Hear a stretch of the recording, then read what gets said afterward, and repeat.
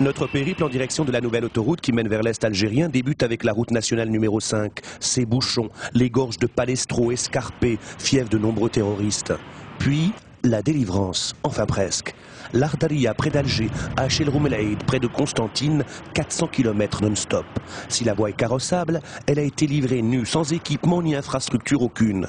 Le tapis routier laisse souvent à désirer. Mais ce n'est pas le plus grave. Presque pas de bretelles de sortie. Alors si comme Bouzid, vous tombez en panne avec votre famille, c'est de longues heures d'attente au soleil.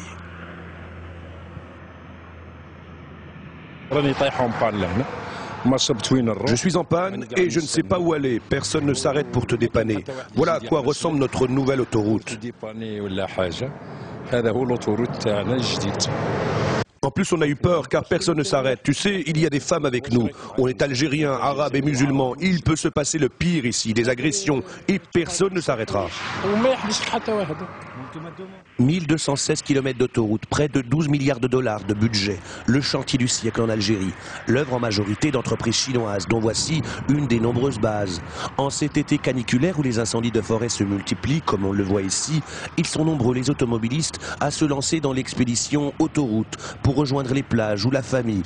Celui-ci n'hésite pas à traverser la voie à pied pour acheter une bouteille d'eau. Il n'y a pas d'air de repos.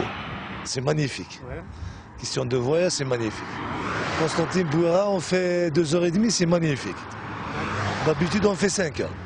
Mais il n'y a pas d'eau. Il n'y a pas d'air de repos. Il n'y a pas d'hôtel. Il n'y a pas de pompe à essence. J'ai failli rester en panne.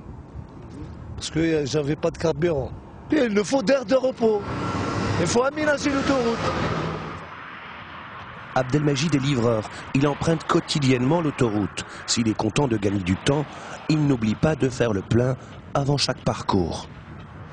De Bouira à Sétif, il n'y a aucune station, alors c'est presque 250 kilos.